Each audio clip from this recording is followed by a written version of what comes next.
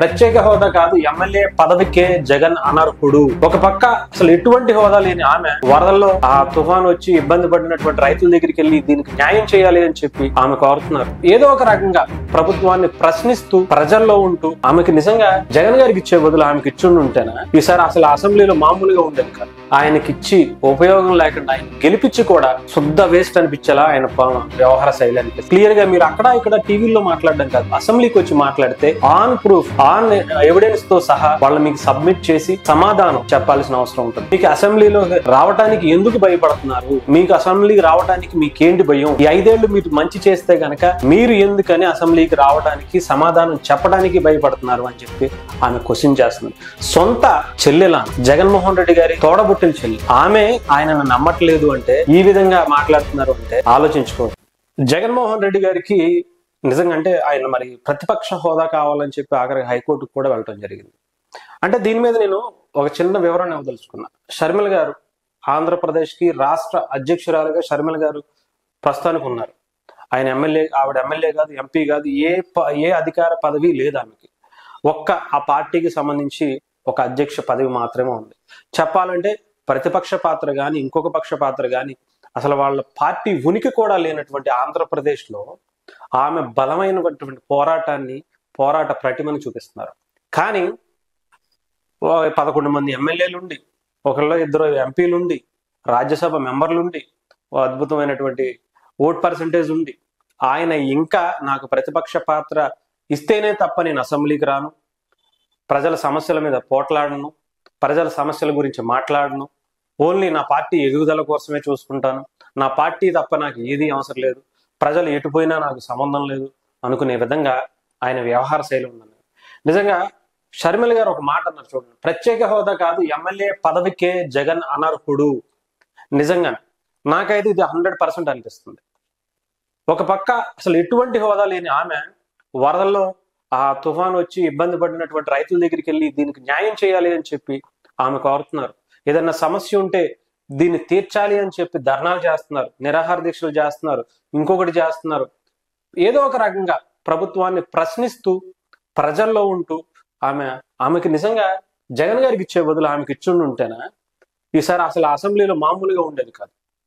అలాంటిది ఆయనకిచ్చి ఉపయోగం లేకుండా ఆయన గెలిపించి కూడా శుద్ధ వేస్ట్ అనిపించేలా ఆయన వ్యవహార శైలి అనిపిస్తుంది. శాసనసభకు వెళ్లకుండా ప్రజల్ని మోసగించడం ఎందుకు? నిజమే కదా, సమస్యల మీద కొట్లాడాలి. ఆంధ్రప్రదేశ్ లో అనేకమైనటువంటి మీరు ఈ పథకాలు ఇస్తానన్నారు, ఈ పథకాలు ఎప్పటి నుంచి అమల్లో చేస్తారు? ఈ అమ్మఒడి అంటున్నారు, అది తల్లికి వందనం అని చెప్తున్నారు, దాంట్లో ఎంతమందికి ఇస్తామని చెప్తున్నారు. క్లియర్ గా మీరు అక్కడ ఇక్కడ టీవీలో మాట్లాడడం కాదు, అసెంబ్లీకి వచ్చి మాట్లాడితే ఆన్ ప్రూఫ్ ఆన్ ఎవిడెన్స్ తో సహా వాళ్ళు మీకు సబ్మిట్ చేసి సమాధానం చెప్పాల్సిన అవసరం ఉంటుంది. సో మీరు దాన్ని అక్కడ అడగచ్చు, ఇక్కడ వాళ్ళు క్లారిఫై ఇచ్చేదానికి ఉంటుంది. ఒక నిర్మాణాత్మకమైనటువంటి ప్రతిపక్ష పాత్ర మీరు ఒక ఎమ్మెల్యేగా కూడా చేయొచ్చు. దానికి ప్రతిపక్ష పాత్రే అవసరం లేదు. మాజీ సీఎంగా మీరు చేయొచ్చు, ఒక మీ పులివెందులకు సంబంధించినటువంటి ఒక ఎమ్మెల్యేగా చేయొచ్చు. ఆంధ్రప్రదేశ్ భవిష్యత్తు మంచి కోరుకునే వ్యక్తిగా మీరు ఉండుంటే డెఫినెట్ గా మీరు ఏ క్వశ్చన్ అయినా సరే రాష్ట్ర ప్రభుత్వాన్ని చేసే అధికారం మీకు ఉంటుంది.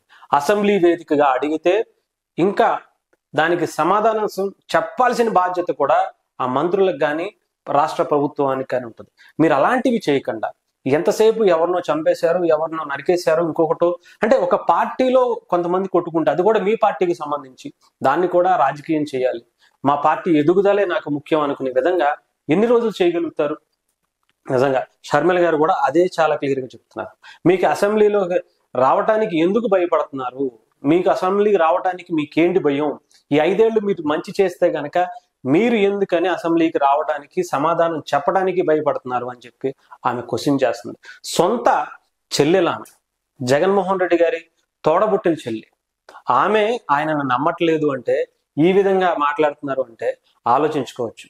జగన్మోహన్ రెడ్డి గారి వ్యక్తిత్వం ఎలాంటిదో, జగన్మోహన్ రెడ్డి గారి వ్యవహార శైలి ఎలాంటిదో చాలా క్లియర్ గా ఆవిడకి అర్థమైపోయింది. కాబట్టి ఒక తోడబుట్టిన చెల్లిగా అంతకన్నా క్లారిటీగా ఎవరు చెప్పరు. మా అన్నయ్య ఇలాంటి వ్యక్తి, ప్రజల గురించి, ప్రజల బాగోగుల గురించి, ప్రజల అభివృద్ధి గురించి, ఆంధ్రప్రదేశ్ అభివృద్ధి గురించి ఆయనకు అవసరం లేదు. ఆయన వ్యక్తిగత ప్రయోజనాలు, ఆయన బిజినెస్ ప్రయోజనాలు, ఆయన అపర కుబేరుడిగా ప్రపంచంలోనే ఉండాలని ఒక ఆశ, దానికి ఎవరు అడ్డం వచ్చినా సరే ఆయన్ని పక్కకి చెరిపేసి అవసరమైతే భూమి మీద కూడా లేకుండా చేసేటువంటి పరిస్థితి ఆయన చేస్తాడు అని చెప్పి సొంత చెల్లెలే బయటకు వచ్చి చెప్తున్నటువంటి పరిస్థితి. సో ఏదేమైనా సరే నిజంగానే ఎమ్మెల్యేగా కూడా జగన్మోహన్ రెడ్డి గారు అనర్హుడు. అసెంబ్లీకి రాకపోతే ఆయనని రాజీనామా చేసి వెళ్ళిపోవచ్చు. నిజంగా ఒక కొత్త రూలు మొన్న కూడా మాట్లాడుతున్నాను, కొత్త రూలు పెడితే గనక ఒక 6 నెలలు ఏదైనా మెడికల్ కావచ్చు, ఏదైనా కేసుల్లో ఇబ్బంది ఉన్న వాళ్ళు కావచ్చు, లేదంటే ఏదన్నా రీజన్ చూపించి, అది కూడా ముఖ్యంగా మెడికల్ ఎమర్జెన్సీ కావచ్చు, లేదంటే ఏదన్నా కేసుల మీద జైలుకి వెళ్ళినప్పుడు ఒక 6 నెలలు లేదంటే సంవత్సరం, అంతకు మించి గనక లేదంటే 16 నెలలకు మించి ఉంటే గనక వాళ్ళు పోటీ చేయడానికి అనర్హులు అన్నారు కదా. అసెంబ్లీకి గనక ఒక 6 నెలలు కానీ ఒక 3 నెలలు కానీ రాకుండా, కంటిన్యూగా రాకుండా, ఒకసారి కూడా హాజరు పడకుండా ఉంటుంటే వాళ్ళని డిస్మిస్ చేసేయాలి. అసెంబ్లీకి రావడమే కాదు, ఎమ్మెల్యేగా కూడా ఆయనకి అనర్హత వేటు వేసేసి మళ్ళీ రీఎలక్షన్ పెట్టడము ఇంకొకటో చేసుకోవాలి. ఎందుకంటే ఆయన ఎమ్మెల్యేగా వాళ్ళ నియోజకవర్గానికి ఉపయోగపడడు, రాష్ట్ర ప్రభుత్వానికి ఉపయోగపడడు, రాష్ట్ర అభివృద్ధికి ఉపయోగపడ్డు, వాళ్ళ ప్రజలకి ఉపయోగపడ్డు. ఆయన మాత్రం వ్యక్తిగతంగా చూసుకున్న వాళ్ళు ఇలాంటి కొంతమంది ఉన్నారు. అలాంటి వాళ్ళకి నిజంగా ఒక కొత్త అవకాశం ఇస్తే, నిజంగా ఇలాంటిది రాజ్యాంగంలో ఏమైనా చేంజెస్ చేస్తే కనుక ఒక 2-3 నెలలు కానీ 6 నెలలు కానీ రాని వ్యక్తులు, అది కూడా మెడికల్ ఎమర్జెన్సీ కావచ్చు, ఏదైనా కేసుల్లో ఉండి ఇబ్బంది ఉన్న వాళ్ళు కావచ్చు, అంటే ఒక సీరియస్ ఇష్యూ ఉంటే తప్ప, లేదంటే రాకుండా ఏదో ఒక అడ్డు చెప్పుకుని సాకు చెప్పుకుని ఉండే వాళ్ళకి అసలు ఎమ్మెల్యేగా ఉండే అర్హతే లేదు అని చెప్పి ఒక డిక్లరేషన్ చేస్తే బాగుంటుంది.